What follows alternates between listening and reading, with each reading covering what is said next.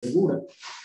Y espero que este webinar les sirva de utilidad y provecho hacia el conocimiento interno que ustedes puedan estar adquiriendo con esta presentación. Básicamente, Aida, por favor. Bueno, esto más que nada es un poco de preámbulo, guía de interacción. Bueno, aquí un poco de la agenda, que creo que también ya se ha hablado un poco. Podemos continuar. Esto también los expositores. Ok, aquí sí. Vamos entonces a ver la parte de antecedentes y tendencias de ataques. Bueno, más que nada, por favor, Aida, dale para arriba. Antes que nada, quería decir unas palabras aquí. Siempre que estamos hablando asociado con buenas prácticas y su cumplimiento normativo, siempre es importante hacer mención de una antesala o básicamente mencionar cuáles son algunos antecedentes, cuáles han sido las amenazas, por las amenazas o ataques o motivos digamos, que se han dado para que de una forma u otra luego entonces existan estos marcos, estas buenas prácticas. Y es la razón por la que nosotros hemos querido iniciar esta presentación mencionando estos antecedentes y algunas tendencias de ataques que se han dado y que son las tendencias que hoy en día están ocurriendo, ¿no?, en los últimos años. Por favor, Aida, a la siguiente página. Aquí en este gráfico, de antemano, que sí, queríamos también darle una antesala a lo que es la evolución de la ciberseguridad, ¿verdad? Porque si bien es cierto, estamos partiendo de buenas prácticas y usualmente las buenas prácticas surgen de situaciones que se han dado, no menos cierto es que también esas situaciones surgen a medida que pasa el tiempo y siempre es importante también mencionar un poco lo que es la evolución para a los fines de poder también entender o tener una perspectiva general de cómo ha sido la evolución de la ciberseguridad desde la época, desde que inició el Internet hacia allá la era digital. Aquí en este gráfico, como pueden visualizar, si ven en la parte inferior izquierda, aquí nosotros hemos colocado 5 etapas, básicamente, desde el inicio de la Internet hasta la era digital, que es ya en nuestros días.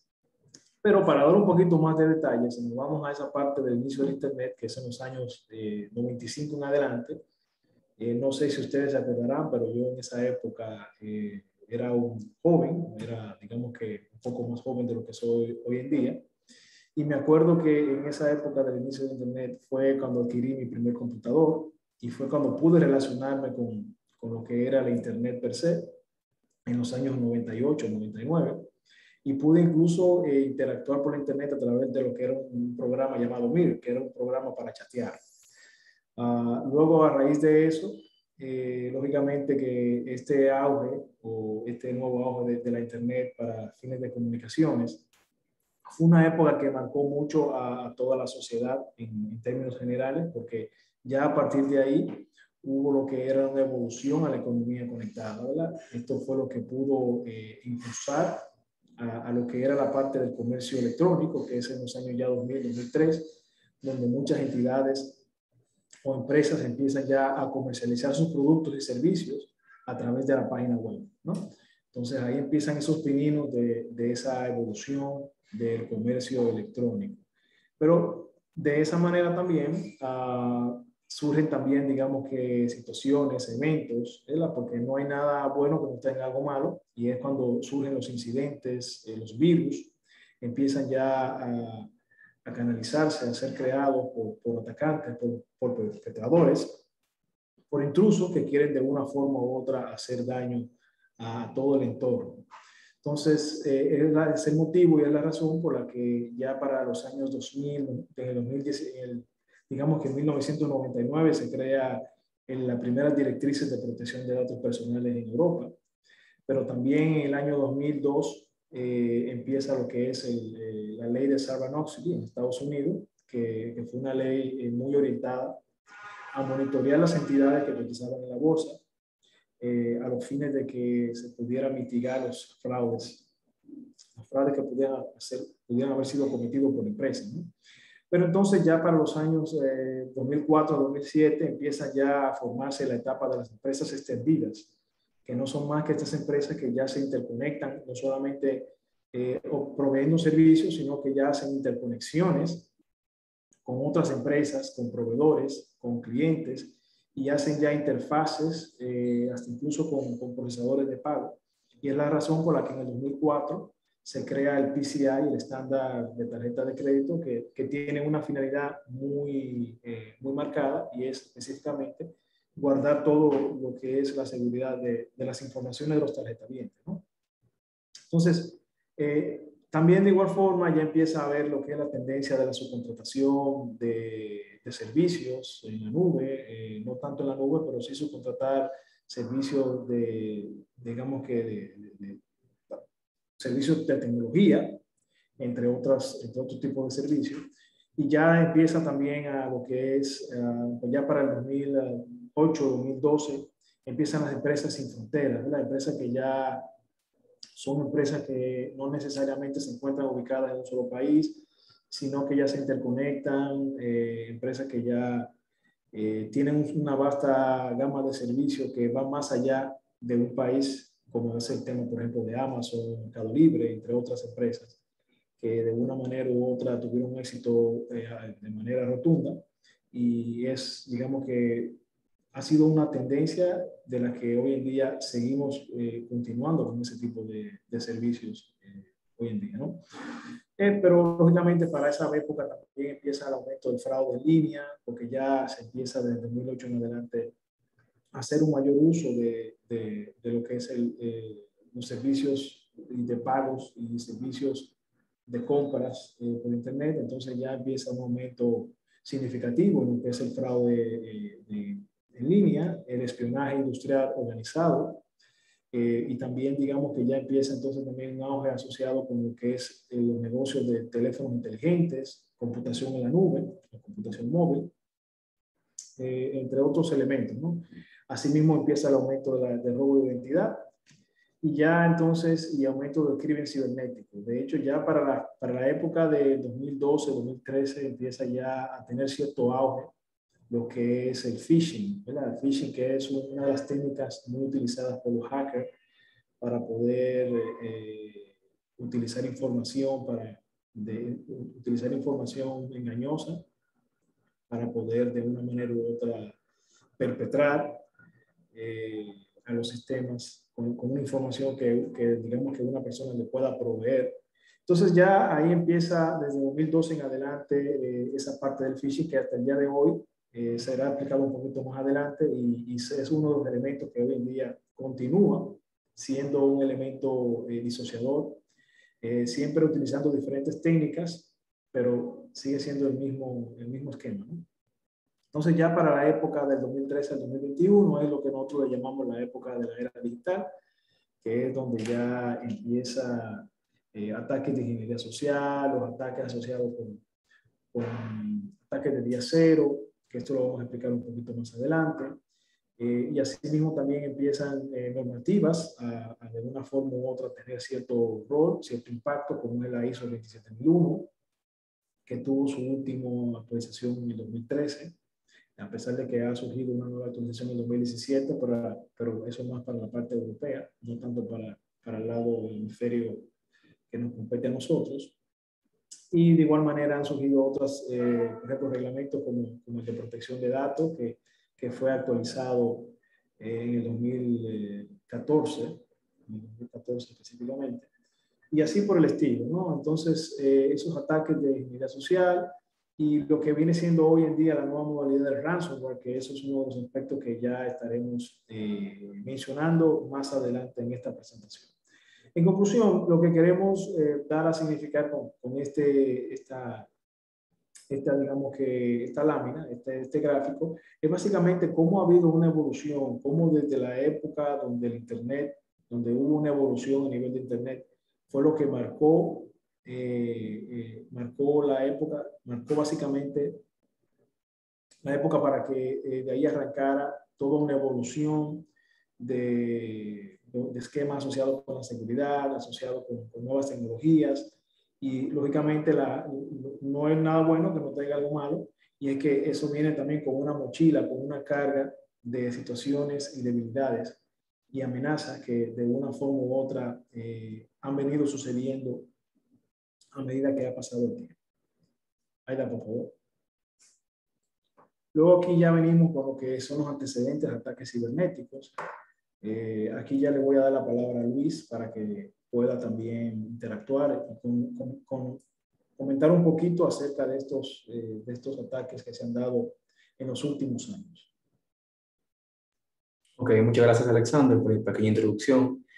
Siguiendo tu mismo hilo de explicación, ahora veremos lo que serían algunos antecedentes de ataques cibernéticos que fueron marcando, digamos que produciendo un alto impacto en ciertos años, lo cual ha ido haciendo que con el paso de los años las entidades deban siempre asumir un mayor rol en lo que sería la gestión del riesgo. En el 2016 vemos como SWIFT, parte también incluso de un marco de normativa SWIFT, que veremos también más adelante.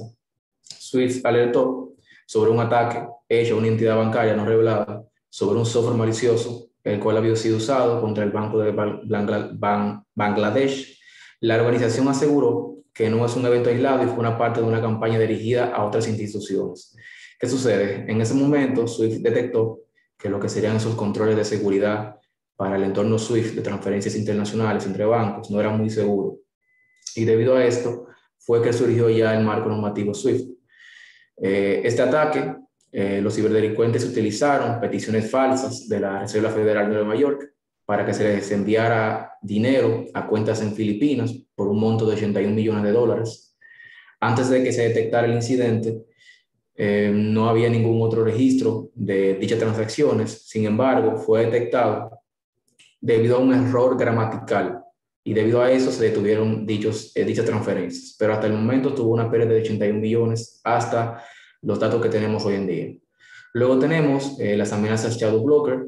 Son conocidas por haber divulgado un exploit, el Eternal Blue. Un exploit no es más que un ataque o un tipo de comando que aprovecha una vulnerabilidad en un equipo, un sistema operativo, tanto de aplicaciones, de equipos de redes o de un hardware, y utiliza dicha vulnerabilidad para llevar a lo que serían ataques en contra, digamos, del beneficio ya del usuario. Entonces, dicho ataque derivó un ataque masivo de WannaCry en el 2017 que afectó 230,000 computadoras en 150 países. Luego, en el 2018, tenemos el hackeo al Banco de Chile. El origen del hackeo significó pérdida de $10 millones para la empresa. Se originó a partir de un correo electrónico abierto en una computadora de una sucursal. Y debido a esto, 2 meses después, el 24 de julio de 2018, se conoció la filtración de la primera base de datos de crédito, que abarcó 14,000 plásticos. Quiere decir que dicho hackeo, luego de unos meses, dichos datos, digamos que extraídos, fueron publicados. Luego, en el 2019, vemos ataques a políticos alemanes, donde esta fue la mayor filtración de información sufrida por el gobierno alemán, incluida información de la canciller alemana Angela Merkel. En las informaciones estaban las informaciones financieras, tarjetas de identificación, número de teléfono, direcciones postales. Ya luego en el 2020, por ya producto de la pandemia, esto generó una adopción masiva de lo que sería el teletrabajo, ya de lo que sería ya el trabajo remoto. Dichas actividades para poder subsistir o para poder llevar adelante lo que sería el modelo de negocio debido al impacto que tuvo la propia pandemia, generó nuevos riesgos, incluso riesgos que antes no tenían un gran impacto, pero debido al apresurado adaptamiento que sucedió, provocó nuevos riesgos que se estaban materializando. También tenemos como dato por ABC de que los correos electrónicos masivos o digamos que maliciosos aumentaron en un 600% debido al COVID. Luego, como otro hito interesante a nivel de impacto, fue el ataque principal al oleoducto de Estados Unidos, donde un grupo de hackers robó lo que serían 100 gigas de información del oleoducto colonial que transportaba 2,5 millones de barriles al día, que sería el 45% del suministro de diésel, gasolina y combustible. Este ataque, producto de un incidente, duró, digamos que varias semanas, lo cual generó un aumento del combustible de un 2 a un 3% durante esas semanas, generando millones en pérdidas, tanto para el Estado como para la empresa. Continúa, por favor. Siguiendo el mismo hilo, pero ya aquí viendo un poquito lo que sería 2020, 2021, producto de que mientras más pasan los años, son más los incidentes que se van materializando. Tenemos un aumento significativo de incidentes, por lo tanto quisimos dedicar un apartado únicamente para lo que sería el año 2020-2021. Tenemos como primer evento la falla de seguridad de operadora, producto de un ataque realizado a Twitter debido a algunas carencias de seguridad que tenía. Dicho ataque fue originado por hackers que tomaron control de las cuentas de, en ese momento, el candidato a la presidenta Joe Biden, del multimillonario de Tesla, que sería ya Elon Musk, y del artista Kanye West. Le utilizaron sus Twitter para poder, digamos que, promover una campaña donde le prometían a las personas una cierta cantidad de dinero de vuelta en caso de hacer transferencias en lo que serían criptomonedas. Entonces, en ese momento, digamos que los atacantes lograron alcanzar una suma de $100,000 antes de que Twitter pudiera responder a tiempo, eliminando dichos tweets. Luego tenemos SMS con enlaces de autoevaluación del COVID, donde el Ministerio de Sanidad y la Oficina de Seguridad de España notificó que se estaban enviando masivamente a los usuarios mensajes SMS con una URL, la cual en teoría era para simplemente poder tener una autoevaluación de los síntomas del COVID. Sin embargo, en el momento de acceder al link, descargaba un malware, que no es más que un software malicioso y que existen varios tipos que estaremos viendo también a continuación. Luego tenemos la empresa Fintech, ya sería del Reino Unido, fue atacada por un ransomware. Es una empresa que proporciona software y servicios financieros a 9,000 clientes. Se enfrentó a un ataque de malware llamado Ryuk, de la categoría de ransomware, el cual lanzaba poderosos ataques de ransomware logrando encriptar los servidores. Para dar un poco de contexto, todo malware o todo software malicioso, es considerado un malware. Sin embargo, hay diferentes tipos de malware. El malware ransomware es ese tipo de software que toma posesión del equipo, encriptando la información para que no se pueda leer, para que no se pueda acceder, pidiendo un rescate a cambio para lo que sería ya para el atacante poder entregar lo que sería una llave de encriptación que se utiliza para poder encriptar la propia información. Ya incluso este detalle lo veremos más adelante. Luego vemos ataque masivo a lo que sería SolarWinds. SolarWinds es una empresa que desarrolla diferentes herramientas de seguridad para diferentes empresas, incluidas empresas estatales de Estados Unidos. Dicho evento, dicho impacto afectó lo que sería Windows, Intel, Nvidia y Cisco. El gobierno estadounidense en este momento cree que fueron los rusos. Ya aquí en este punto vemos el ciberespacio como un arma o como algo de seguridad nacional. Entonces ya para lo que sería SolarWinds, veremos también un pequeño encabezado donde veremos más o menos cuál sería el impacto y el tiempo que tomaría recuperar las actividades que se tenían previo al ataque. Luego tenemos servicios de VPN de Pulse Secure, que es simplemente una aplicación VPN utilizada también para el acceso remoto, para el teletrabajo, en la cual, producto de una investigación realizada por FireEye, que es una firma de seguridad, advirtió que había unos grupos de hackers chinos que estaban utilizando una vulnerabilidad en dicha herramienta o en dicha aplicación VPN para poder interferir y para poder acceder a lo que serían esas instituciones o digamos que empresas que utilizan dicha VPN. Continúa, por favor. Producto de todo esto, al igual que producto de la pandemia, hemos visto un aumento significativo debido al teletrabajo, ya que muchos riesgos que se podían, digamos que, mitigar en la infraestructura o, digamos, en la entidad, cuando ya vamos a lo que sería el teletrabajo, existen nuevos riesgos para los cuales las empresas hoy en día, en su mayoría, no están adaptadas o no entienden cuál es el riesgo al que se enfrenta que un empleado sigue un equipo y que pueda acceder remotamente a un servidor, remotamente a una aplicación, etc. Continúo. Ok. Aquí vemos algunos encabezados, digamos que fueron de alto impacto en este momento. Aquí podemos ver incluso el de SolarWinds, que ya lo he comentado, donde Estados Unidos podría demorarse hasta 18 meses en recuperarse del hackeo masivo. ¿Qué sucede? SolarWinds, como ya les mencioné, es una empresa que se dedica a desarrollar software de seguridad para diferentes instituciones. Los hackers lograron poder acceder a la cadena de suministro o digamos a lo que sería el código fuente de esas aplicaciones e insertaron un código malicioso. Dicho código malicioso, mientras pasaban los meses y las empresas fueron actualizando, le fueron instalando lo que serían una especie de malware en los clientes. Por lo tanto, no estamos viendo aquí un hackeo como tal a lo que sería ya la aplicación en producción, sino ya incluso la cadena de suministro, donde vemos cuando un proveedor es afectado por un hackeo, también incluso eso puede impactar a sus clientes. Continúa, por favor. Aquí vemos otros encabezados donde dice que producto de la pandemia, el FBI identifica que se han cuadriplicado los ataques cibernéticos. Vemos que el confinamiento, el teletrabajo y el uso de Internet disparan los ciberataques, al igual que los ataques de ransomware. Vemos la ciberseguridad descendiendo, producto de la pandemia. Continúa, por favor.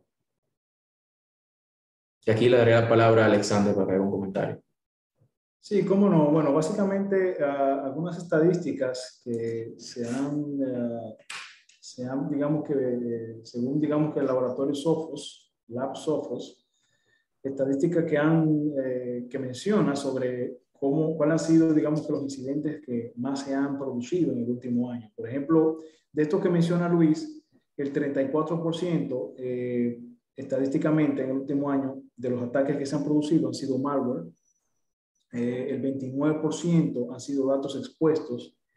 Cuando estamos hablando de datos expuestos es básicamente exposición de la información, ya sea por redes sociales o ya sea de una forma u otra información que ha sido capturada por los hackers en los diferentes sistemas, digamos que de las empresas. El 28% menciona que son los ransomware, ¿verdad? Que los famosos ransomware que hoy en día, incluso ransomware ahora tiene una modalidad hacia servicio, o sea, ransomware as a service. Y ya Luis mencionará un poquito más sobre eso en particular, pero esto digamos que es impresionante, ya que de una forma u otra, el hecho de que yo sea un afiliado, es decir, exista una página donde yo pueda afiliarme como digamos que una persona afiliada a este tipo de comunidad del mal, vamos a decir así, que es una comunidad que se asocia para atacar, y el hecho de tú simplemente estar afiliado y poder producir un ataque, el hecho de que ese ataque sea efectivo y se genere, digamos que un dinero, entonces ya por ese ataque recibido y que esa empresa, digamos que de una forma u otra haga el pago, entonces de ese pago realizado, el afiliado recibe un porcentaje, es decir, una comisión. O sea que imagínense ustedes cómo las cosas se están dando a un punto tan alarmante de que incluso existe una comunidad para hacer ataques y recibir comisiones de ese ataque, como si fuese una especie de gestión de venta, ¿no? De igual forma también están el tema de las cuentas comprometidas, que es un 25%, y la parte de cryptojacking, que es básicamente un 17%. Ahí quizás Luis nos pueda mencionar un poco qué es la parte de cryptojacking. Sí, claro.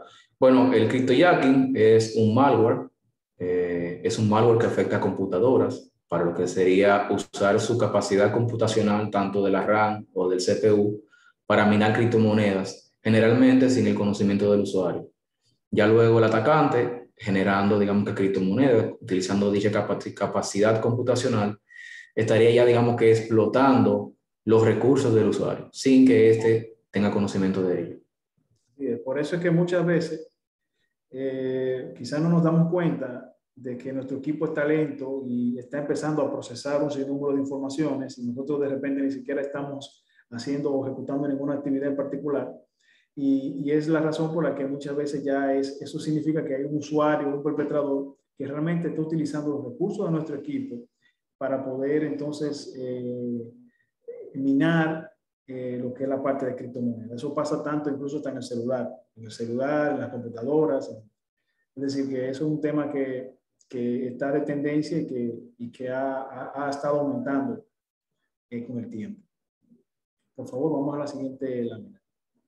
Ok, aquí tenemos una metáfora ilustrativa sobre el lobo con piel de cordero. Básicamente nosotros quisimos colocar este gráfico porque en realidad es bien intuitivo y bien interesante y es lo que realmente ocurre cuando existe un hackeo y sobre todo para cuando existe, digamos, que la filtración de información o extracción de datos. Si ustedes se fijan en este gráfico se ve bien jocoso y bien interesante. Aquí, ¿qué estamos viendo? Aquí estamos viendo una especie de casa, ¿verdad? Una especie de casa donde de la parte en el exterior podemos ver, vamos a explicar un poquito el entorno para luego explicar técnicamente qué es lo que está sucediendo. Digamos que en el entorno lo que pudiéramos estar viendo es unas ovejas que están tratando de entrar, ¿verdad? De entrar a esta casa, que tiene una cerca. Y si ustedes se fijan, estamos viendo un lobo que está en el medio de los corderos, ¿no? Entonces, pero también tenemos un guardia de seguridad o un caballero que hace la función de seguridad per se. Y si ustedes se fijan, una vez que las ovejas están entrando, quieren entrar a una casa que es la llamada casa web service, o es básicamente, o ese sería el objetivo, ¿no? Las ovejas entrar a la casa o el cordero entrar a la casa. Sin embargo, un poco más adelante estamos viendo un pequeño diablo, que es lo que le llamamos un rootkit, que ya estaremos explicando un poquito más adelante. Y también estamos viendo un perro o el lobo, que está, digamos, que al lado, que está muy de cerca de lo que es el diablito rojo. Y entonces también vemos por aquí lo que sería una cerca con gallinas, e incluso ahí tenemos también un cuervo. Es decir, este es más o menos el escenario. Ahora vamos a explicar en qué consiste todo esto. Si ustedes se fijan, desde inicio, cuando hablamos de los corderos, usualmente nosotros como usuarios, cuando queremos, cuando accedemos a una página web o cuando estamos consultando un servicio determinado de alguna página o queremos hacer una compra, lo que ocurre es lo siguiente. Este usuario final hace requerimientos HTTP, que son, digamos, que ya requerimientos muy técnicos, que son enviados a esa casa que se llama Web Services, que es, digamos, que el servidor que aloja los servicios web. Se supone que la idea es que nosotros cuando estamos solicitando un servicio por la página web, debería esas solicitudes ir como los corderos, tratando de acceder a la casa y poder, digamos, que luego eventualmente entrar a lo que es el servidor web, y el servidor web luego nos emite, o sea, nos transmite la información. Pero en este caso muy particular, y es algo muy válido, se puede dar el caso de que un perpetrador, que en este caso es el lobo, pueda disfrazarse de cordero para, digamos, que de una forma u otra no ser detectado por los caballeros, que en este caso son los equipos de seguridad o los firewall que existen, a los fines de poder acceder a lo que es digamos que a la cerca general que tiene esta casa. Y entonces, una vez que accede, en lugar de tratar de entrar a lo que es el web service, que es básicamente la casa donde se supone que debe hacerse la solicitud, simplemente continúa por otra ruta distinta y ahí es donde viene y se instala lo que es un rootkit. Que básicamente, Luis, por favor, ayúdame. ¿Qué es un rootkit? Sí, un rootkit es un malware que genera, digamos, que un paquete de software. Dicho malware está diseñado para permanecer oculto en el equipo de la víctima, proporcionando acceso y control remoto, como una especie de VPN. Entonces, los hackers utilizan los rootkits para manipular un equipo sin el conocimiento y el consentimiento del propietario. Así es, muchas gracias. ¿Qué significa esto? Que una vez que he podido violar la seguridad, porque me he disfrazado de cordero, entonces una vez que ya estoy dentro de los parámetros o de las plataformas o de la red interna, entonces instalo un rootkit, que es básicamente este software que me permite instalarme. Pero entonces, ¿con qué finalidad? Con la finalidad de yo poder acceder a los datos que son sensitivos. Y en este caso, una parte importante es lo que se llama el backdoor, que es este cuerpo que se visualiza aquí, que es utilizado básicamente para violar la autenticación, ¿verdad? Que en ocasiones es necesaria para poder, digamos que, acceder a ciertas informaciones. Entonces, con este backdoor, yo lo que pudiera simplemente, como un perpetrador, como este logo, violar esa parte de la codificación necesaria que se requiere de autenticación de usuario y contraseña y poder acceder entonces a la información, que en este caso la información está representada por gallinas.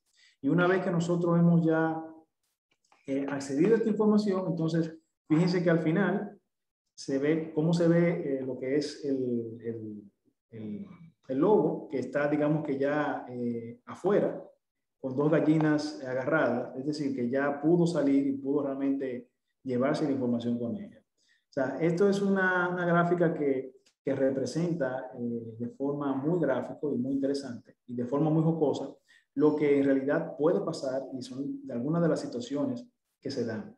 Situaciones que se dan es que realmente en los sistemas, o sea, la moraleja es que en ocasiones muchos de los sistemas que nosotros tenemos instalados no están bien codificados o no están bien configurados y al mismo tiempo, al no tener esa, digamos que esa debida configuración y protección, es posible tener un rootkit que es este programa malicioso que es instalado por el logo, que en este caso es el perpetrador. Pero de igual manera, si nos vamos un poquito más afuera, también la moraleja es que en ocasiones esos caballeros que hacen la función de seguridad, en ocasiones tampoco están bien configurados o realmente no existen esos equipos que brindan ciertas capacidades acorde a mejores prácticas y al mismo tiempo acorde a posibles nuevos virus que se puedan estar dando, ¿no? Y que de una forma u otra permitan que cuando un perpetrador quiera acceder, entonces sea inmediatamente detectado y bloqueado. Entonces, esa es más o menos la moraleja de... Quisiera aportar algo. Sí, cómo no. Bueno, como vemos en el ejemplo, básicamente el primer ataque se realiza a través de un rootkit, se roba la información, pero se deja ya configurado lo que sería el backdoor, que no es más que un cambio o digamos que una sentencia de código de programación, mediante la cual se puede ya, digamos que evitar los sistemas de seguridad o digamos los algoritmos de autenticación para acceder como tal al servidor. En este caso, se utiliza, digamos que el primer ataque para robar información sensible, pero a su vez se utiliza el backdoor para luego no tener que volver a disfrazarse de oveja, sino que ya directamente puede salir de lo que sería en este caso la muralla, sin que los firewalls, que serían aquí los guardias, puedan detectarlo. Así es. Esa es más o menos la finalidad de ese backdoor, para que a los fines de que no sea necesario, o sea, si quieres nuevamente volver, entonces no tengas que volver a pasar por la seguridad, sino que ya está instalado este otro programa que ha violado todo el esquema de seguridad. Muy bien. Bueno, esa es básicamente la dinámica que queríamos exponer. Aquí ya vamos a hablar un poco sobre las tendencias de ataques. Aquí tenemos nosotros a nuestra apreciación y basado en una buena investigación, entendemos que estos son, digamos que los 7 tópicos de tendencia de ataque cibernético. Luis, te voy a dar la palabra para que continúes. Excelente. Bueno, como primer tema tenemos ya el malware, pero ya de tipo ransomware. Entonces, como ya he explicado, un malware es simplemente un código malicioso y existen muchas categorías, muchos tipos. En este caso, la tendencia número 1 sería la de ransomware. Luego tenemos como segunda tendencia la suplantación de identidad, mejor conocida como phishing, para la cual también existen otros tipos de phishing, ya sea campaña distribuida para una organización, ya sea para la suplantación de la identidad de una persona per se, con diferentes fines. Como tercera tendencia tenemos las inyecciones SQL, que no son más que ataques digamos que a base de datos a través de una vulnerabilidad en un servidor. Como podemos ver en el gráfico anterior, producto de una debilidad como tal en la seguridad del servidor web, pudimos acceder a lo que sería la información sensible. Se puede considerar eso incluso como la base de datos. Desde cierto punto, burlamos la seguridad de los usuarios, que serían los firewalls, y del servidor per se, para acceder a la base de datos. Y esa sería la forma en cómo se materializa. Luego, como tendencia número 4, tenemos explotación de día cero, que ya veremos el detalle más adelante de por qué se dice día cero.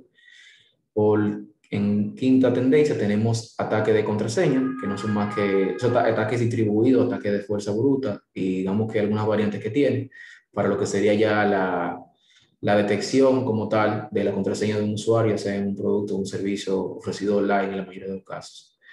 Luego tenemos la tendencia al usuario, donde vemos al usuario como un factor de riesgo ya en el ciberespacio. Y por último tenemos deepfakes, que ya veremos incluso el detalle de a qué se refiere, porque ya es una tendencia emergente. Continúa, por favor. Ok. Bueno, la tendencia número 1 realmente es el malware. Voy a hablar un poquito en términos generales qué es el malware, aunque el malware como tal, como ya mencioné, tiene diferentes tipos. El más, digamos, la tendencia número 1 es la del ransomware. Ahora bien, antes de ir directamente al ransomware, es bueno conocer un poco cuál es el alcance de un malware.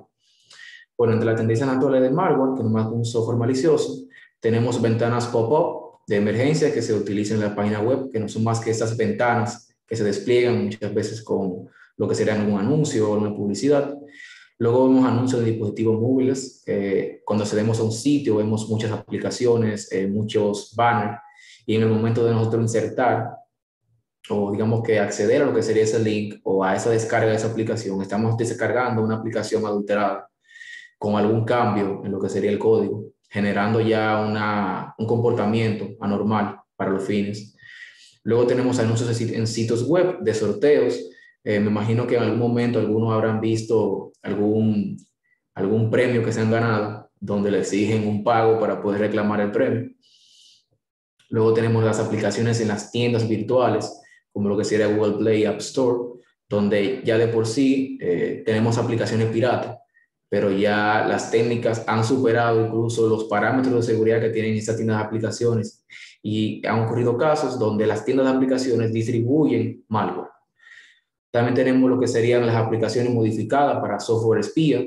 Básicamente son aplicaciones, digamos que de origen genuino, pero que una vez pasan a las manos de un hacker, este hacker modifica el código fuente y coloca digamos, un código espía que trabaja en segundo plano.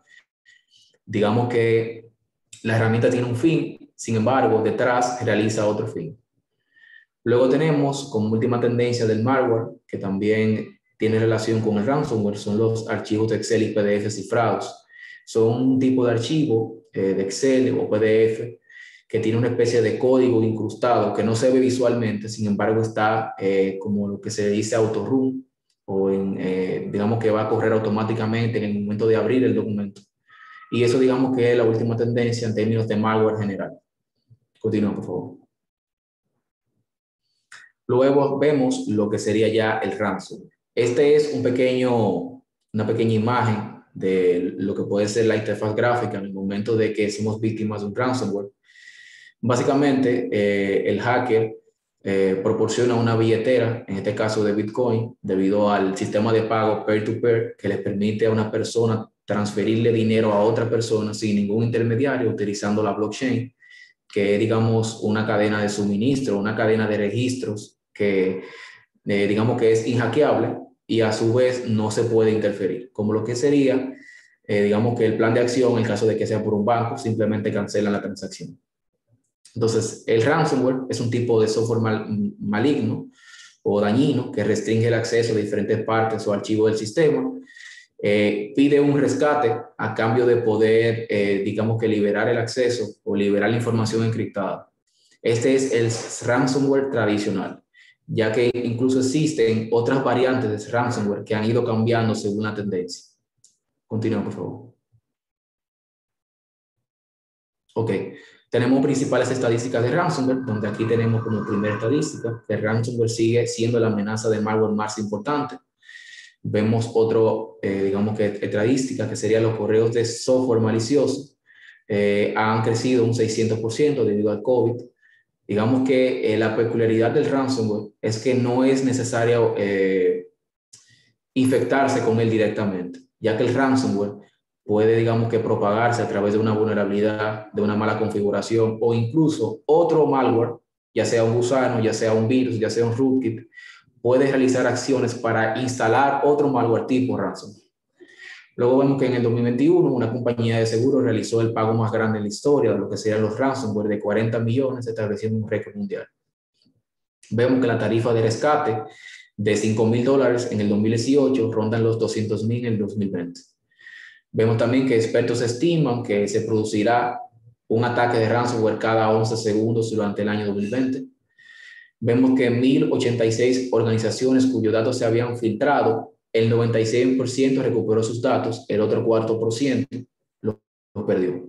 Ya ustedes sabrán el impacto que puede tener al menos un 1% de información por un banco, de sus clientes, ya sea de información bancaria. Vemos que aproximadamente 1 de cada 6,000 correos contienen una URL sospechosa. Estos son datos de Fortinet. El tiempo de inactividad promedio que experimenta una empresa después de un ataque de ransomware es de 21 días.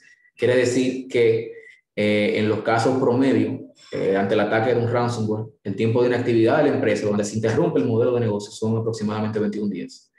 Luego vemos tácticas más comunes que utilizan los piratas, que serían ya, digamos que el phishing, para poder, mediante el correo electrónico, enviar archivos, enviar links sospechosos, suplantando una identidad, ya sea de un banco, ya sea de una persona conocida, o dentro de la organización. Y mediante, digamos que este phishing, inicialmente, se instala un software de tipo malware, que es lo que ya digamos que del tipo también ransom, y ya ahí se materializa lo que sería el ransomware. También vemos vulnerabilidad de RDP, que no es más que este protocolo digamos, de acceso remoto que utiliza Windows, donde los atacantes utilizan vulnerabilidades propias del protocolo, que se utiliza, digamos, a nivel empresarial, para llevar a cabo incluso lo que sería la intrusión o la materialización del ransomware. También vemos vulnerabilidades de software que son utilizadas para esto. Por último, otra de las tendencias, es como mencionaba ya Alexander, es el ransomware como servicio.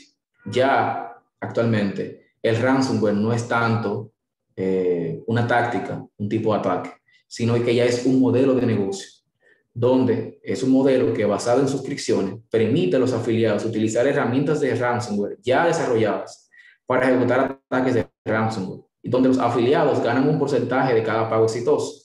En ransomware como servicio es una adopción de modelo de tipo software as a service, solo que ahora ya está un poco adaptada a los atacantes como ransomware as a service. Continúa, por favor. Ok, ya viendo un poco la retrospectiva en los últimos años, en lo que serían ya esos pequeños incidentes, hemos hecho 3 secciones en las que hemos separado cuál ha sido el malware estrella según los años. Entonces, desde el 2000 al 2004, tenemos lo que sería la era del gusano, que es un malware de tipo gusano. Es un gusano informático que se replica para propagarse en otras máquinas. Este software malicioso suele utilizar la red informática para propagarse, aprovechando fallas de seguridad para acceder a una máquina y a través de esta máquina acceder a lo que sería la otra máquina. Luego tenemos como primer evento en el año 2000 el gusano I Love You, digamos que se detectó en mayo del 2000, infectó aproximadamente 50 millones de computadoras, provocando una pérdida de 5.500 millones de dólares. Luego tenemos el SQL Slammer, que fue también un gusano informático que provocó la denegación de servicio en algunos servidores de Internet e hizo drásticamente el Internet más lento el día 25 de enero del 2003. O sea que ya estamos viendo cómo digamos, un malware tipo gusano puede incluso infectar a todo el mundo con relación a la velocidad del Internet. Luego vemos el gusano de tipo Sacer, detectado en 2004. Es simplemente un gusano informático que afecta a computadoras corriendo versiones vulnerables de Windows XP y Windows 2000.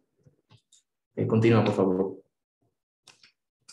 Luego ya vemos lo que sería la monetización de los malware. Ya aquí empezamos a ver esos tipos de malware utilizados ya más para el propio beneficio del atacante, donde empezamos a ver esas botnets que son más que malware que infectan a múltiples equipos para llevar a cabo un fin. Luego tenemos ya lo que sería la era actual, la era del ransomware, donde vemos incluso ransomware de tipo Mirai, que surgió ya a partir ya de lo que sería el 2015.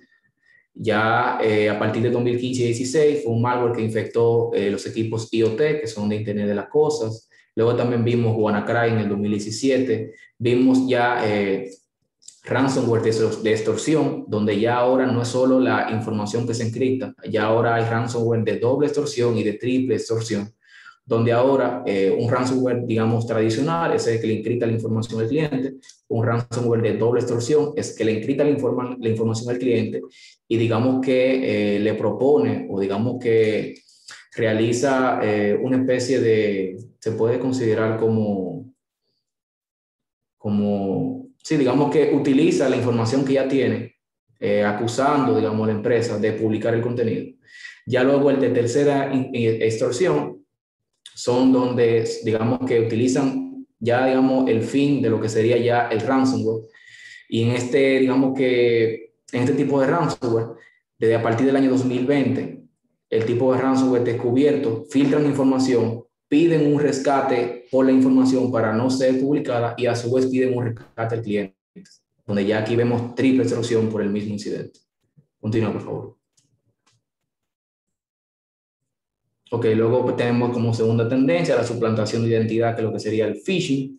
En este caso, tenemos un ejemplo de la suplantación de identidad de un SEO, donde el atacante envía lo que sería un correo a uno de los directivos de la empresa solicitando realizar transferencias, dándole instrucciones de enviar fondos, muchas veces utilizando un correo muy parecido al de la institución o el de la empresa.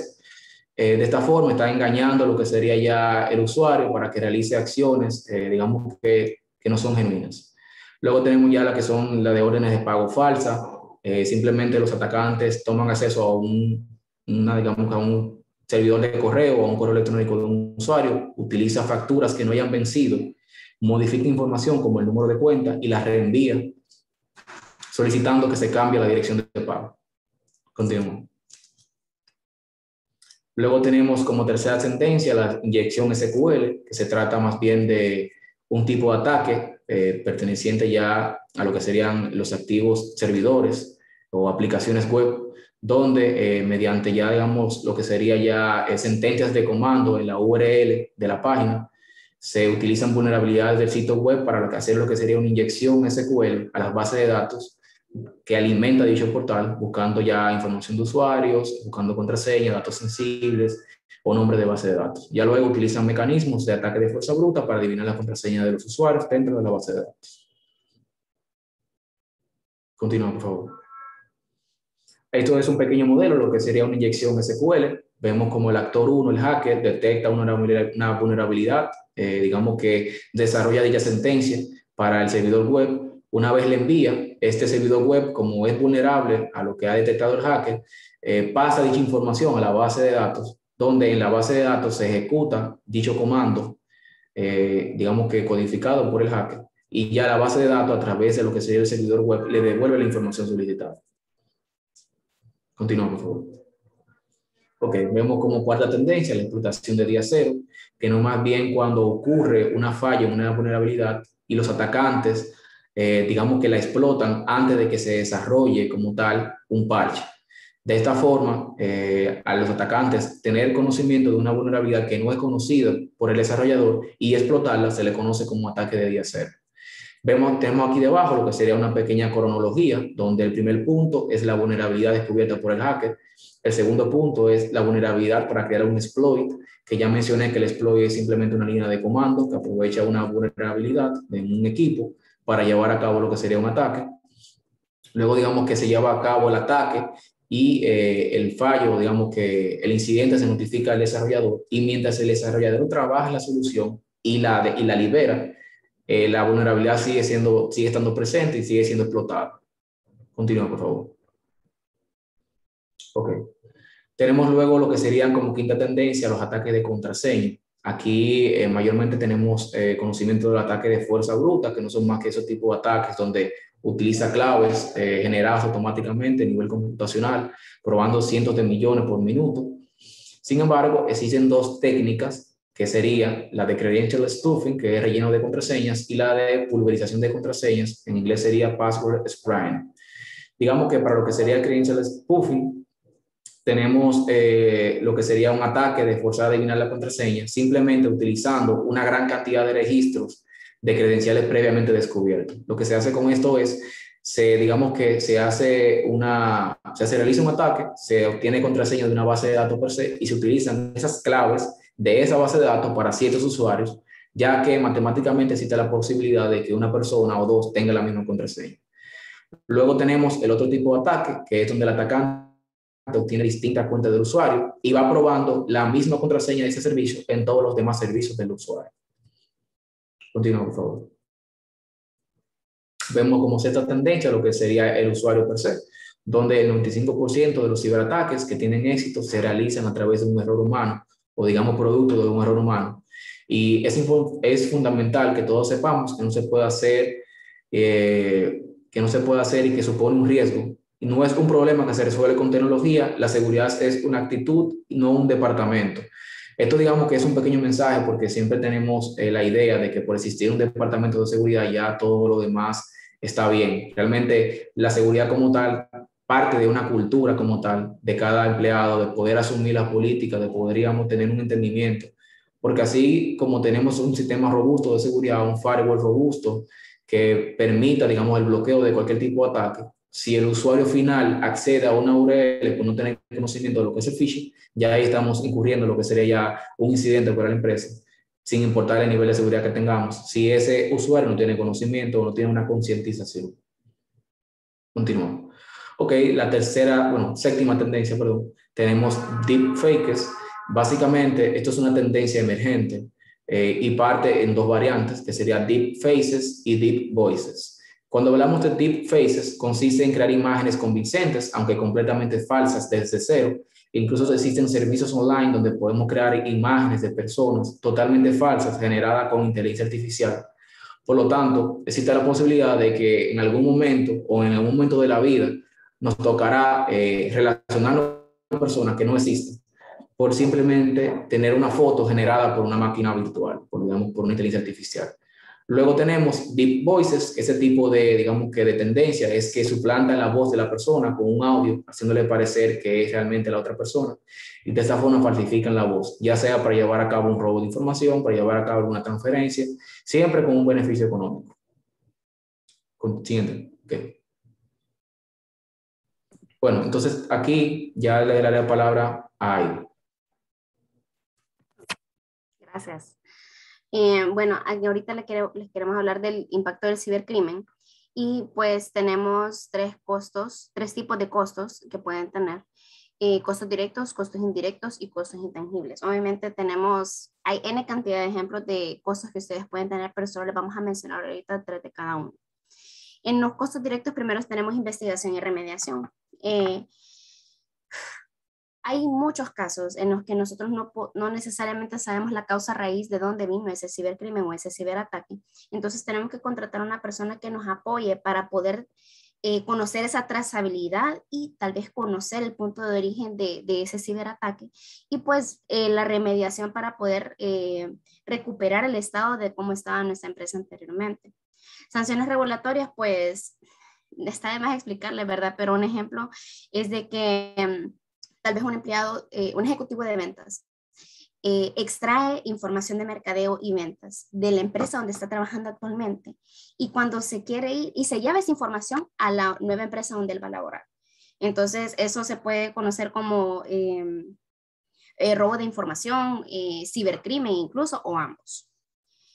De ahí tenemos compensación de clientes y negocios.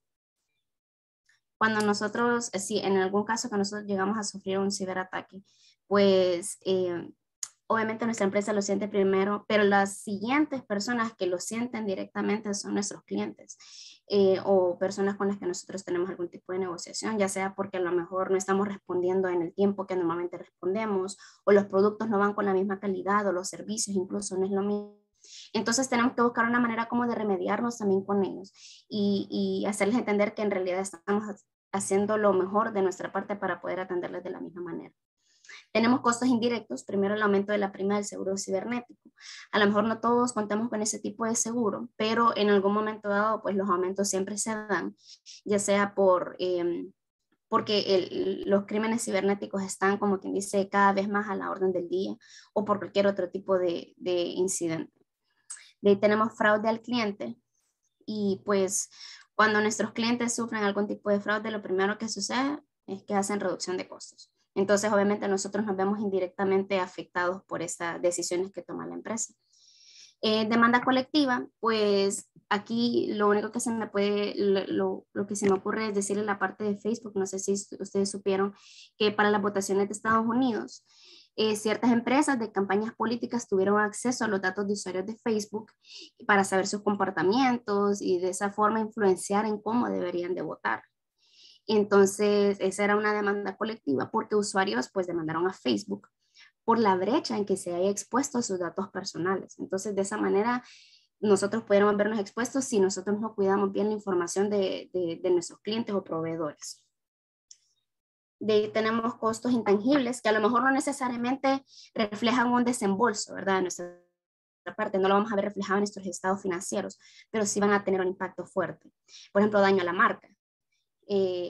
Tal vez es como un daño reputacional, que nuestra empresa salga tal vez en algunos periódicos o en las redes sociales diciendo que a lo mejor nosotros fuimos víctimas de un ciberataque y puede dañarnos tal vez porque nuestros clientes, proveedores, inversionistas esperan que nosotros estemos lo suficientemente capacitados para que no caigamos en este tipo de ciberataques. Despidos o resignaciones. Va como que dice de la mano en el caso que pueda ser, si podamos tener algún daño económico, entonces necesitamos a lo mejor, no necesariamente despedir, pero tal vez suspender personas y así pues bajar nuestros egresos. Es una de las partes que puede afectarnos. Y por último, valor de fusión, que dependiendo, ¿verdad?, la magnitud del impacto que puede tener el ciberataque en una organización, que lleguen a fusionarse o que otra organización absorba nuestra empresa, ese es el valor de fusión. Okay. Y ahora queremos entrar al área de era digital y preguntarles ciertas cosas para ver si estamos preparados para los nuevos retos. Entonces, primero tenemos 4 aspectos. El primero es coworking o teletrabajo, que pues gracias a Dios a partir de marzo del año pasado pues algunos de nosotros pudimos estar en teletrabajo y de esa manera pues no tuvieron que suspendernos ni siquiera parar nuestras operaciones, pero eso trae un riesgo siempre. Es cierto, podemos estar en nuestras casas y cuando sea necesario movernos a nuestras oficinas, pero siempre está ese ciberriesgo que aumenta porque no podemos comparar nuestra red de internet de nuestros hogares con los de nuestras oficinas, que a lo mejor tienen una mayor protección, mayores firewalls, mayores configuraciones que las de nuestra casa. De ahí tenemos el efecto pandémico. Se ha planteado que en realidad el COVID-19 va a permanecer constantemente en ciertas regiones del mundo y en realidad es algo con lo que ustedes ya saben, vamos a tener que aprender a vivir con ello. De ahí tenemos nuevas regulaciones, gobernanza de tecnología, privacidad de datos, ciberseguridad y otras ramas que en realidad se ve asociada a la ciberseguridad donde vamos a tener que adoptarla. Y tal vez ahorita en Honduras no tenemos regulaciones y vamos a hablar un poco de eso más adelante, pero a pesar de que no tengamos esas regulaciones, nosotros nos podemos ir preparando con mejores prácticas. Y por último, y no menos importante, tenemos la aceleración digital, que sea como sea, nos ha tocado acelerarla nosotros directamente en poder tener esos medios digitales, ¿verdad? Haciendo, por ejemplo, la transformación de nuestros procesos de negocio, automatizándolo mediante robótica o teniendo softwares para poder documentar y poder trabajar de la mano con nuestros compañeros de trabajo, etc. Y aquí vienen las preguntas que yo les quería hacer. Esto es más que todo asuntos para poder ver si nosotros estamos preparados. La primera pregunta es, ¿contamos con la información necesaria para supervisar los riesgos de ciberseguridad? Y esto es específicamente ciberseguridad, porque tal vez el área de riesgos o el área de auditoría interna tiene una matriz de riesgos y controles. Y qué bueno, ¿verdad? Pero el área de tecnología o el área de seguridad, como ustedes le llamen, es necesario que tenga su propia matriz, que esté revisando constantemente y que esté actualizándola, porque ustedes saben que estos riesgos van evolucionando y a medida que van evolucionando, nosotros también deberíamos de ir evolucionando. De ahí la segunda, ¿qué tan efectiva es nuestra estrategia de ciberseguridad al abordar los riesgos de ciberseguridad? Y antes de preguntar eso, en realidad, deberíamos de preguntarnos primero, ¿tenemos una estrategia de ciberseguridad? Porque de ahí parte todo, ¿verdad? Ahí nosotros podemos estarla probando constantemente y saber si en realidad está funcionando o no. Esa revisión ustedes la tienen que definir, ¿verdad? Pueden hacerla trimestralmente, semestralmente o anualmente, dependiendo de cómo ustedes la hayan elaborado. La tercera, ¿cómo protegemos información sensitiva, administrada, almacenada y transmitida por terceros? Es prácticamente controles. En esa misma matriz que les hablaba en el punto 1, ustedes tienen que definir cómo van a poder proteger esa información, ya sea por medio de contraseñas, tal vez con algún tipo de token, así como en los bancos, ¿verdad? Que ustedes pueden ingresar con una contraseña únicamente o ingresan también con un toque que esos números están cambiando cada minuto. Entonces, es una manera de poder evitar que puedan hackearnos la cuenta. Entonces, ese tipo de cómo ustedes están administrando esa información, cómo la están resguardando, cómo se están asegurando de que no cualquier persona puede ingresar, ya sea contraseña o porque una persona se le dé el acceso solamente en ese momento que va a ingresar y después se le remueve el acceso, cosas así. Y tenemos la cuarta, contamos con una póliza de ciberseguro. Pues tal vez no tenemos esa cultura aquí ahorita en Honduras de poder tener una póliza para la ciberseguridad, pero sí por lo menos tener esa mentalidad de que en cuanto surja, en cuanto podamos adquirirla, o ya sea no localmente, tal vez regionalmente. Quinta, tenemos la adecuada estrategia corporativa de seguridad para minimizar nuestra exposición. Y aquí quiero hacer énfasis en la estrategia corporativa, porque la estrategia no solamente es para el área de tecnología, no solamente es para el área de seguridad, no, la estrategia abarca toda la organización, porque todos tenemos que estar conscientes de que en realidad el phishing nos puede llegar a cualquiera. A cualquiera nos puede llegar un correo, a cualquiera nos puede llegar un mensaje a nuestro WhatsApp con algún enlace raro, mira, te ha ganado 100 millones de lempiras. Todos estamos expuestos. Entonces, en realidad es una estrategia que tiene que abarcar a cada unidad de negocio para poder minimizar nuestra exposición. ¿Cómo nos mantenemos a la vanguardia de las amenazas cibernéticas en nuestra industria? Y ahí lo primero y lo más importante que les quiero recalcar es la capacitación. A medida que nosotros estamos constantemente capacitándonos, estando pendientes de las noticias nacionales e internacionales, y les digo internacionales porque a lo mejor son cosas que ustedes dicen, ay, pero eso no sucede aquí. Pero en algún momento dado va a llegar aquí a Honduras. En algún momento las personas pueden tratar de imitar lo que está sucediendo afuera porque lo ven efectivo y puede llegar a sucedernos a nosotros sin darnos cuenta. Y la séptima, hemos realizado pruebas a nuestro plan de respuesta a amenazas cibernéticas.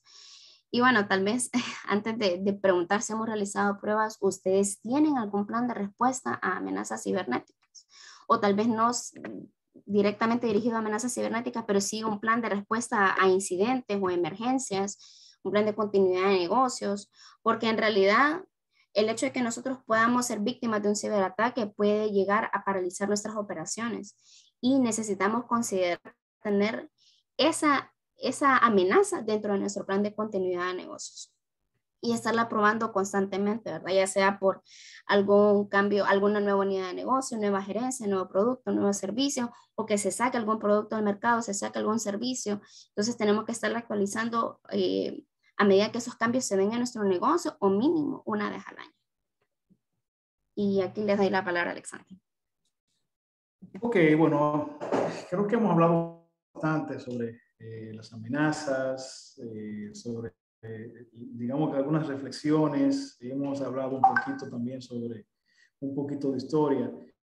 Digamos que para entrar en contexto, y esto es más o menos un resumen de lo que hemos hablado. A nivel de la revolución, ya sabemos que a nivel de tendencias, esta es la tendencia, ¿verdad? Tenemos tendencia a la nube, tenemos tendencia hacia el Internet de las cosas, las redes sociales, el Big Data. Es decir, hay un sinnúmero incluso de inteligencia artificial, robótica, etcétera, ¿no? Digamos que son todos esos aspectos que hoy en día son de tendencia y son, digamos que, aspectos clave para nuestro funcionamiento óptimo, ¿verdad? De lo que son los servicios que se ofrecen hoy en día. Sin embargo, tal como hemos mencionado, toda esa tendencia también viene con una carga, viene, digamos, con un sinnúmero de riesgos asociados a lo que yo le llamo esa carga, o no hay nada tan bueno que no traiga algo malo, y viene siendo esa mochila con todos esos riesgos, con todas esas amenazas que de una forma u otra se se materializan o de una manera u otra existen y están latentes para que de una forma puedan estar ahí y materializarse, vamos a decir así. Ese riesgo emergente, mayor, de todo lo que tiene que ver con la conectividad, con toda esa parte de esa revolución digital. Sin embargo, por esa misma razón es la que vienen entonces los términos, los tópicos regulatorios, que es donde viene esa parte donde existen, digamos que esos marcos regulatorios, esos estándares, esas normas, esas regulaciones, como por ejemplo se visualizan acá como PCI, SWIFT, y así como otros estándares internacionales, europeos y norteamericanos, ¿verdad? Entonces, como que de una forma u otra, el contexto está orientado a que queremos la tecnología, pero sabemos que la tecnología viene con una carga a nivel de amenazas y sin duda que ahí viene la parte regulatoria, ¿verdad? Que es la parte que nos ayuda a poder controlar y a que de una manera u otra existan marcos que apoyen en mitigar esos riesgos latentes. Por favor, la siguiente página. Es la razón por la que entonces se determinan o existen diferentes reglamentos.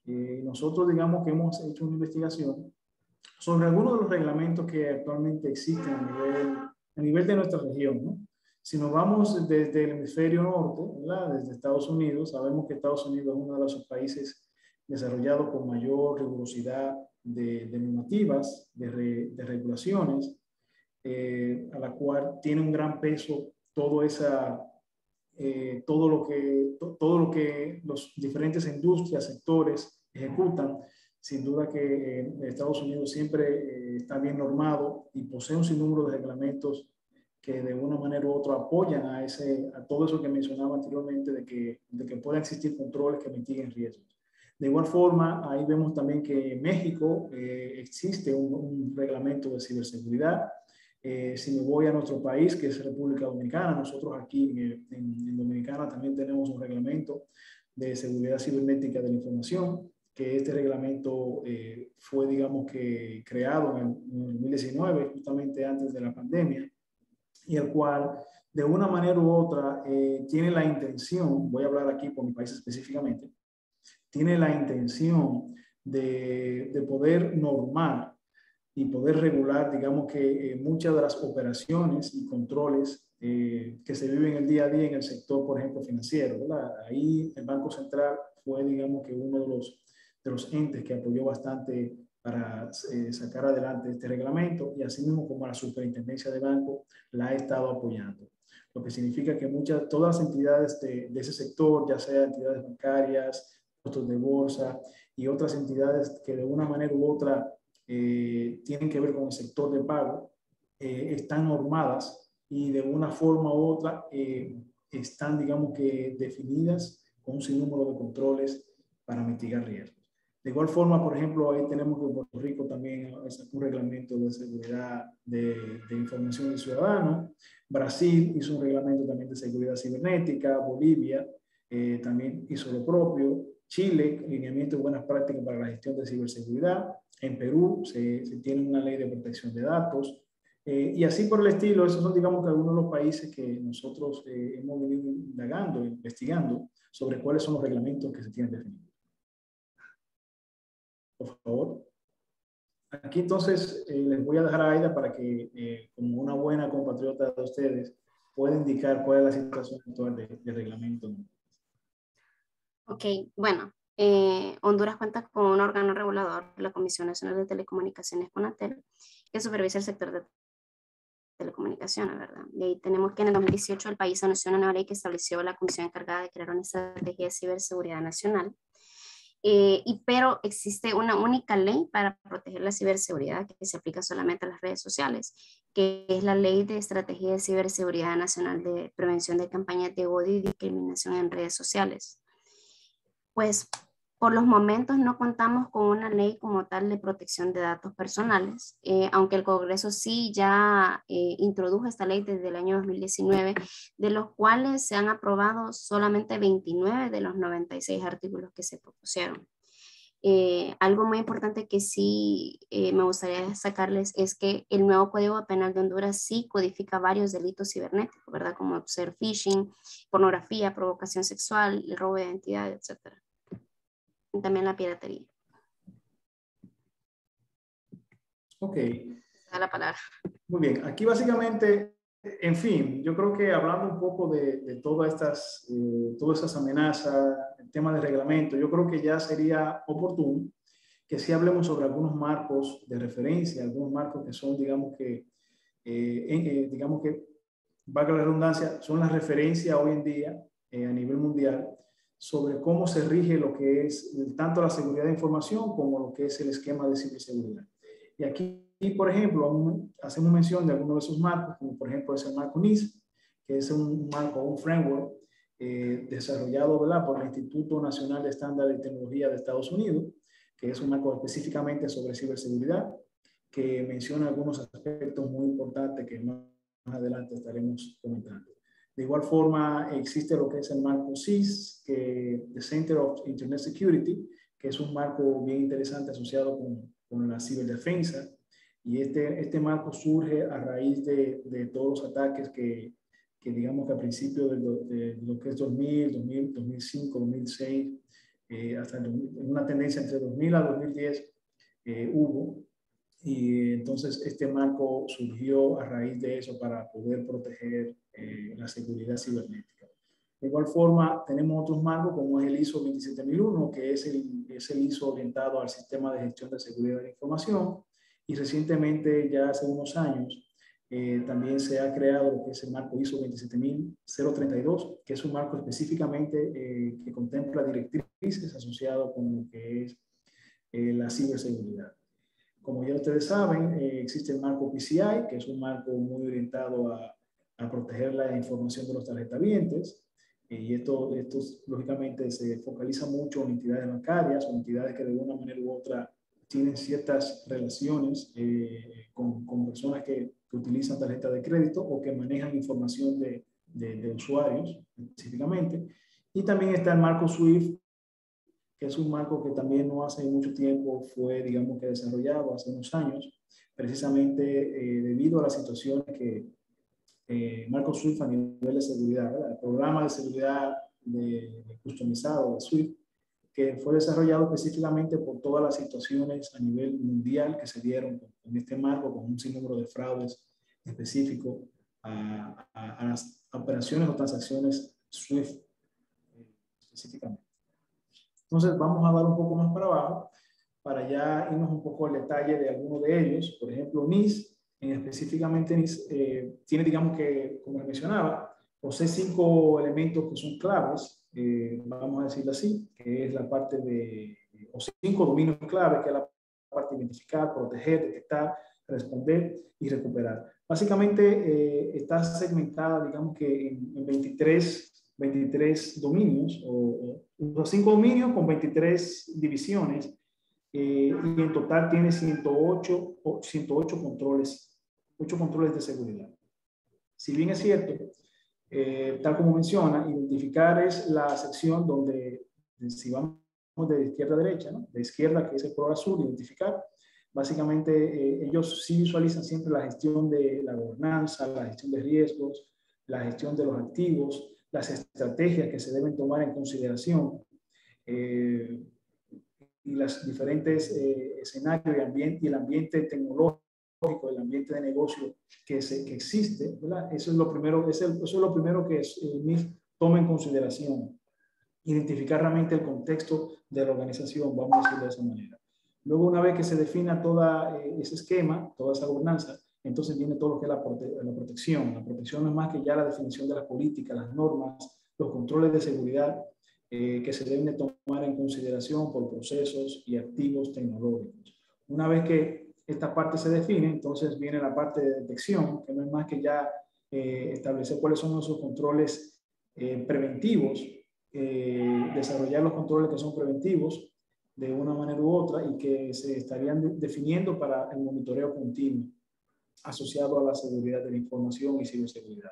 Luego entonces viene la parte de responder, que no es más que ya responder o ya una vez que una amenaza se ha materializado, entonces cuál debe ser el mecanismo o la forma de respuesta que se debe de dar una vez que esta amenaza se ha materializado, ¿no? O sea, es decir, la respuesta a las comunicaciones, cómo se debe mitigar, cómo se debe analizar, cuáles son las mejoras que se deben tomar en consideración para poder, digamos que, mitigar y eliminar lo que es el riesgo per se. Y luego viene entonces la parte de recuperación, que no es más que ya, una vez que ya, se ha dado, se ha materializado la amenaza, bueno, ¿cómo nos recuperamos? ¿Cuál es el plan de recuperación que tenemos definido? ¿Cuáles son las mejoras? ¿Cómo es el aspecto comunicacional que se debe tomar en consideración para que de una forma u otra podamos seguir operando en el menor tiempo posible? Eso, digamos que a nivel de rasgos generales es lo que plantean es. Lógicamente que es un marco que detalla muchos controles y simplemente lo que queremos es al menos darle unas pinceladas sobre lo que específicamente menciono. Por favor, continuemos. Aquí también vamos a hablar un poco sobre lo que es la ISO 27001. La ISO 27001 ya digamos que está en dos versiones. Primero salta la ISO 27001 2005 y luego la ISO 27001 2013, aunque se habla de una 2017, pero que esa está muy focalizada digamos que al segmento de Europa. Pero básicamente la ISO 27001 lo que trata es de gestionar lo que es un sistema de gestión de seguridad de la información, donde se defina, por ejemplo, como menciona aquí en la parte izquierda, las políticas, la definición del alcance que debe ser considerado, la gestión de riesgos es muy importante y que se debe tomar en consideración, seleccionar cuáles son los controles que se van a implementar. El último marco menciona aproximadamente 114 controles específicamente. Y básicamente la fase 6 que habla de la declaración de aplicabilidad, que no es más que una vez que ya hemos definido realmente el contexto, sabemos realmente hacia dónde vamos, sabemos cuáles son los controles que queremos. Entonces, la idea es que las empresas que quieran certificarse o en un momento determinado deben de estar claro qué es lo que le aplica y qué no. Y luego, entonces, una vez que se define, entonces ya viene una parte de revisión y las auditorías continuas que se deben de tomar en consideración. En la sección derecha vemos el anexo, que son básicamente los diferentes dominios. La ISO está contemplada con 14 dominios específicamente, desde el punto de vista de seguridad, la parte organizacional, la parte de recursos humanos, gestión de activos, gestión de acceso, la criptografía o cifrado, la seguridad física, la parte operacional, la comunicación o transferencia de información, todo lo relacionado con los sistemas, la relación con proveedores, gestión de incidentes, la parte de continuidad y cumplimientos regulatorios legales y contractuales. O sea, estos digamos que de forma general son digamos los dominios a los que la ISO les apunta a nivel de seguridad de información. Por favor. Luego más adelante tenemos lo que es el marco ISO 27032, que no es más que un marco que específicamente definido para ciberseguridad, donde de una manera u otra la ISO lo que trató de segmentar un poco más y decir, bueno, tenemos un marco para la gestión de seguridad de la información, pero debido a la crisis, debido a cómo ha sido el comportamiento, ¿verdad? Y todas las amenazas que ya hemos hablado anteriormente, entonces definen específicamente un marco que se orienta solo con directrices asociadas con la ciberseguridad. Y básicamente aquí plantea algunos de los elementos que de una manera u otra son importantes, las secciones específicas, la sección 6 que habla de la parte general, la visión general de lo que es el marco. El punto 7 menciona lo que es la parte de los interesados. No menciono de la 1 a la 5 porque básicamente son la estructura y contenido general que menciona el marco per se. La parte interesada, que es el punto 7, que ahí la parte interesada siempre se habla de los usuarios, las empresas, las organizaciones y los proveedores que forman parte de todo el ecosistema. El punto 8, que no es más que esos activos del ciberespacio, que no es más que la información. La información se considera como activo, las personas, la infraestructura tecnológica, los servicios, los procesos, es decir, todo ese entorno que se forma, que es parte del día a día de lo que son las operaciones de las empresas, consideran los activos en el ciberespacio. El punto 9, que no es más que esas amenazas de seguridad, que son, digamos, muchos de los tópicos que ya hemos mencionado anteriormente. El punto 10, no es más que los roles que se deben tomar en consideración en esos entes que interactúan, ya sea tanto los proveedores, ya sea tanto los usuarios finales, ya sea tanto la misma organización y los entes que forman parte de ella. Ya el punto 11 son las directrices que deben de, tomarse en cuenta, que se deben tomar en cuenta las partes interesadas. El punto 12 son los controles que se definen en la ciberseguridad. Y la parte 13 no es más que el marco ya el marco per se de intercambio y de coordinación de información que debe existir en toda la gestión del marco per se. Por favor. Ya aquí tenemos el marco SysControl, que no es más que un marco que, más como le comentaba, fue fundado inicialmente por el Instituto SANS, que es un instituto norteamericano, que de una forma u otra ha siempre trabajado con la ciberdefensa y ataques cibernéticos. Y básicamente, recientemente este año, en el 2021, han lanzado la nueva versión, que es la versión 8, que no es más que un marco que tiene 18 dominios, vamos a decir así, y 54 controles asociados con seguridad de la información. De una manera u otra, estos controles se orientan a la parte de los activos, de la parte de inventario de activos tecnológicos, los activos de software, la protección de la data, la configuración de seguridad de los activos empresariales, la gestión de acceso, la gestión de cuentas, la gestión de vulnerabilidades, cómo se hace la traza de auditoría, los rastros de auditoría, la protección de correo electrónico de navegación, la ciberdefensa asociada con malware, la protección de los datos, la gestión de infraestructura de red, monitoreo y defensa de red, entrenamiento y capacitación, que es un aspecto muy importante, la gestión de proveedores, seguridad de software, gestión de respuesta a incidentes y pruebas de penetración, que no es menos importante, ya que con las pruebas de penetración es que podemos, digamos, que ir tanteando y entendiendo realmente el nivel que se encuentra nuestra empresa desde un punto de vista de seguridad de la información. Ya entonces, medidas a tomar en consideración. Aquí básicamente ya como modo de conclusión, estos son algunos de los aspectos que nosotros entendemos, ¿verdad? Que se deben de tomar en cuenta. Por ejemplo, la responsabilidad de la cultura es un aspecto clave. Siempre que se habla de seguridad, lo primero que tenemos que entender y analizar realmente es cómo se encuentra la cultura, qué piensa la alta gerencia, cuáles son, digamos, que el focus que existe a nivel cultural sobre la gestión de seguridad de la información, porque en muchos casos, si bien es cierto, todas las empresas están en su día a día, no menos cierto es que la seguridad es muy importante y usualmente se pone candado cuando le roban.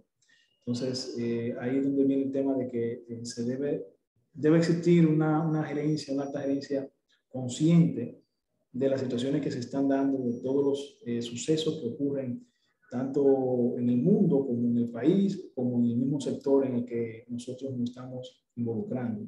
Y es la razón por la que el ambiente cultural a nivel de riesgo debe existir, debe imperar, para que de una forma u otra podamos establecer estrategias desde el punto de vista de seguridad de la información. Luego viene la parte de enfoque de riesgos, porque, como mencionaba antes, si no existe un enfoque asociado con la gestión de riesgos, entonces tanto la cultura como la gestión de riesgos es un aspecto clave que debe ir de la mano a los fines de poder desarrollarse una estrategia de seguridad. Lo que tiene que ver entonces la gestión de incidentes, hay que establecer y probar las capacidades asociadas con cómo dar respuesta o cuáles, digamos, que son las plataformas tecnológicas que tenemos para de una manera u otra dar una respuesta acorde a los incidentes que puedan estar materializando. Luego viene la parte de compartir información, claro que sí, porque en ocasiones es muy importante que los sectores de una manera u otra puedan compartir ese conocimiento, esas amenazas y ver cómo realmente se están materializando y cómo se están gestionando a los fines de que las mismas empresas puedan estar también apoyándose entre sí, los diferentes sectores, a los fines de entender cómo va el sector y cómo se está comportando la situación, las anomalías y las amenazas que se están materializando. Luego el tema de la resiliencia de ciberseguridad, que no es más que ver realmente ese plan de continuidad que se debe tomar en cuenta, qué tan resilientes somos desde un punto de vista de si cuando la vulnerabilidad se materialice o la amenaza se materialice, de una manera u otra, cómo vamos a proceder, cuáles son los pasos a paso, qué pasa cuando nos falle una plataforma, qué pasa cuando un servicio no esté disponible, cuáles son las redundancias que tenemos y cuál va a ser la forma de accionar ante diferentes situaciones. Eso es importante a tomar en consideración. Y lógicamente la gestión con terceros, que no es más que, como sabemos hoy en día, la dinámica de los proveedores en la nube, dinámica de proveedores de servicios de telefonía, entre otros, ¿verdad? Son los que imperan hoy en día, y ahí tenemos que tener siempre los diferentes SLA, los acuerdos de servicio, en caso de que fallen, en qué tiempo nos van a dar respuesta, a quién debo de llamar, a quién debo de contactar, cada qué tiempo se hacen los mantenimientos, cada qué tiempo surge alguna situación y cómo es el comportamiento y cómo es el dominio que debo tener de mis proveedores con relación a lo que puedan estar haciendo o lo que no estén haciendo. Es decir, eso es, digamos, que a grandes rasgos algunos de las estrategias o un enfoque que se deben de tomar en consideración. De igual forma, vamos digamos que le voy a dar la palabra a Aida para que también explique otros slides de otros tópicos clave que entendemos que para seguir abundando. Gracias, Alexander. Ya pues terminando, les quiero hablar un poco sobre la cultura de la ciberseguridad. Y pues quiero comenzar con esta estadística, que el 95% de los ciberataques que sufren las empresas tienen su origen en el factor humano, que sea por desconocimiento o por error. Y en realidad es un tema, como les mencionaba anteriormente, de estarse capacitando constantemente, y no solo capacitándose, sino teniendo talleres interactivos para poder ver más o menos cómo son los correos phishing, o cómo son esos mensajes de texto que nos pueden caer, o cualquier otro tipo de alerta que podamos recibir de ciberataques. Y pues la verdad, la cultura, como menciona aquí, siempre tiene que ver con la mentalidad. Una cultura pues es más que todo saber qué tan fuerte, qué tan fundamentada están nuestros colaboradores dentro de nuestra organización para poder responder ante estos ataques cibernéticos. Y me encanta esta última frase: se trata de infundir y potenciar un firewall humano contra los ataques digitales. Porque es cierto, nosotros podemos tener cualquier tipo de seguridad en nuestros equipos, pero depende mucho también de cómo nosotros como humanos reaccionamos al recibirlos. Entonces podemos hacer esos firewalls humanos para poder detener esos ataques cibernéticos que recibamos por cualquier medio. Y aquí unas cuantas medidas a considerar. Aquí tenemos 3 puntos. Tenemos seguridad para la nueva normalidad del trabajo, no temer el ser estratégicos mientras atiende desafíos tácticos, y contrarrestar amenazas oportunistas que buscan aprovechar la situación. Entonces, les voy a mencionar uno de cada uno. Ustedes van a tener acceso a esta presentación y para que puedan verla con detenimiento. Antes que nada, invertir en seguridad cibernética ahora más que nunca, porque es una normalidad totalmente diferente a la que estamos enfrentados, y no está de más decírselo, ¿verdad? Yo sé que ustedes también han tenido sus pruebas, sus desafíos en poder teletrabajar, en poder realizar sus trabajos, aún teniendo esta pandemia con nosotros. Entonces ahora más que nunca tenemos que hacer esa implementación y considerarlas en todos nuestros procesos de negocio.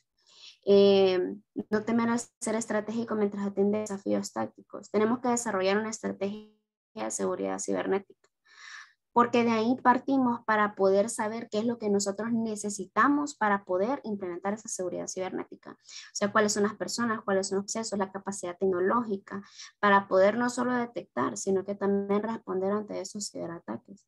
Entonces no tenemos que temer, porque en realidad sabemos que tal vez son aguas desconocidas a las que vamos a entrar en el caso de que no tengamos una seguridad cibernética. Pero vamos aprendiendo poco a poco, ¿verdad? Y ahí ustedes pueden no solo hacerlo solos, también pueden contratar a consultores, personas expertas en el tema, para que les puedan apoyar a poder desarrollar esa estrategia, a poder realizar las pruebas para poder saber si esa estrategia que tenemos está funcionando de la manera correcta.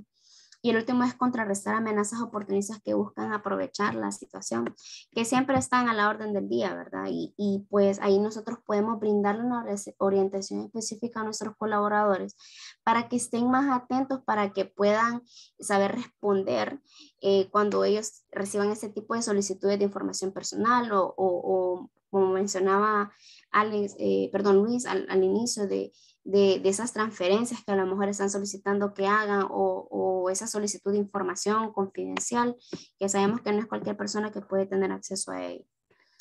Y pues esta era nuestra presentación. Y lo voy a dejar con Daniela, que ella nos va a apoyar con las preguntas. Muchísimas gracias, Alexander, Luis y Aida, por la valiosa información compartida. Tenemos unas preguntas para ustedes. ¿Cómo hago una revisión de un ataque cibernético? Bueno, básicamente una revisión, hay muchas formas, ¿no? De hacer una revisión. Por eso se hacen subcontrataciones para hacer diagnósticos, evaluaciones, revisiones específicas. Nosotros, por ejemplo, hemos sido contratados en muchas oportunidades precisamente para eso, para evaluar realmente cómo se encuentra el ambiente de seguridad desde un punto de vista de entender la madurez que exista a nivel general sobre la parte de la ciberseguridad. Eso por un lado. Eso por un lado.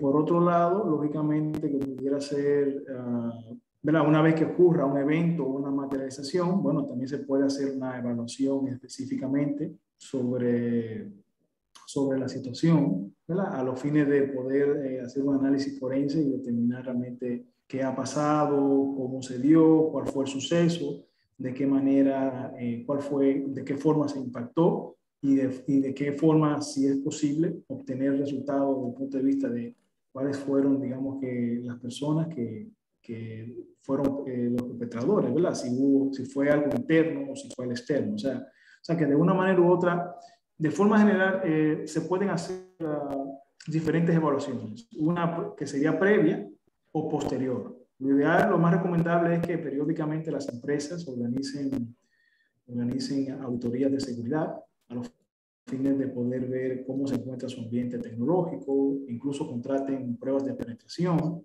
para poder también ver cómo se encuentra la madurez de las plataformas tecnológicas y de seguridad. Gracias, Alexander.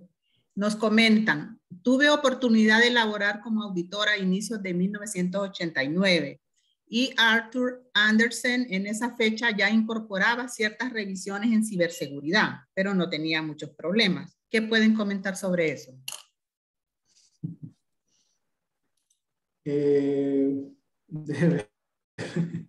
Básicamente, hoy en día, o sea, desde el 89 para acá, realmente las cosas han cambiado bastante.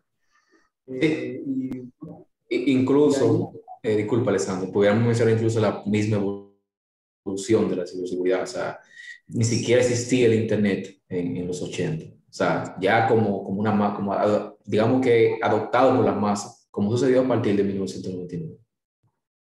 Exacto. O sea, todo ha cambiado. Así que de 89 para acá yo creo que sería un poco difícil ver esa perspectiva, ¿no? Gracias, Alexander y Luis. ¿Qué tan confiable es que haga una inversión financiera con un broker de Barcelona y que me llaman con un teléfono de Chile? Manifiestan de que uno puede ver los movimientos y ganancias que genera la inversión. Bueno, realmente esto no es, vamos a decir así, un tema asociado con esto, pero de igual manera yo entendería que si usted va a hacer una inversión con una empresa X, lo más correcto es que tú veas la página de esa entidad, que si es posible trates de contactarlos, o sea, que veas realmente si es verídica la información asociada con la empresa a la que tú quieres hacer la inversión, ¿verdad? O a la que tú quieras hacer X proceso o transacción. Y luego a partir de ahí, entonces, una vez que te comuniques, una vez que puedas realmente incluso ver incluso en la internet sobre quién ha hecho transacciones con tal empresa.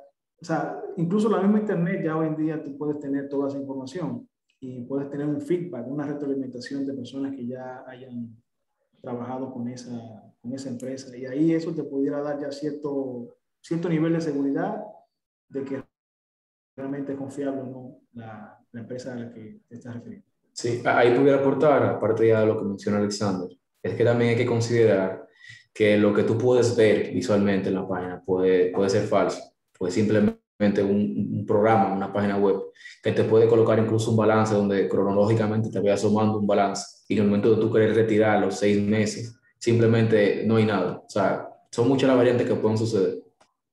Sí, por eso el tema de llamar, el tema de indagar con otras personas que al fin y al cabo hayan hecho operaciones para ver realmente si es verídico, ¿no?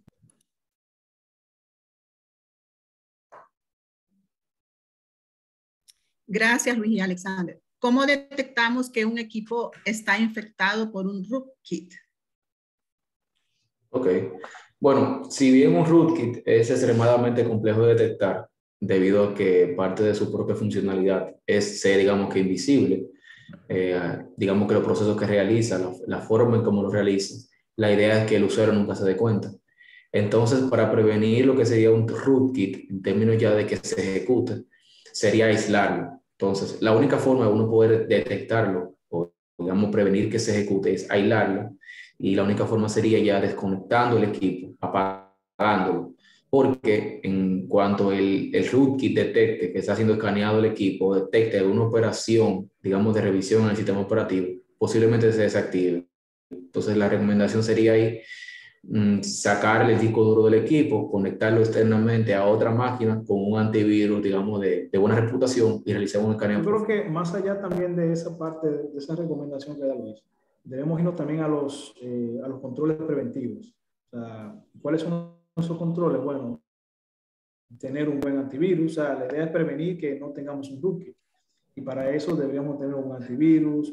Nuestros sistemas deben estar actualizados, bien parametrizados.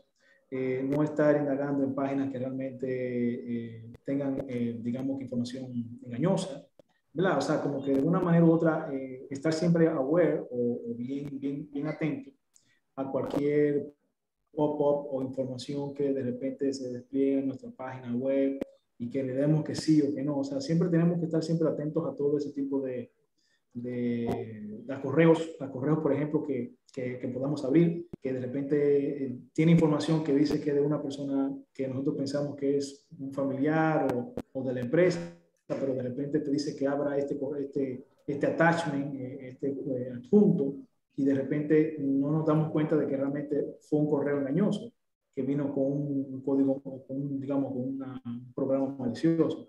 Entonces, como que esas son las cosas que desde el punto de vista cultura, que es la parte que siempre se menciona, o sea, a nivel cultural, un aspecto clave es que nosotros podamos siempre estar aware, enterados de los sucesos, de las situaciones, y por eso es que siempre las empresas, el aspecto cultural, el aspecto de charlas, las capacitaciones que se deben de dar sobre los temas de seguridad, siempre deben estar ahí a los fines de que el personal, porque de nada sirve tener plataformas muy equipadas, muy sofisticadas, si el usuario final entra a un correo malicioso o entra a una página que tenga información engañosa, ¿no? Entonces, de una manera u otra, es una combinación entre tener buenas plataformas, buenas actualizaciones, buenas configuraciones, pero que también el mismo usuario final esté también atento y en conocimiento de qué es bueno y qué es malo.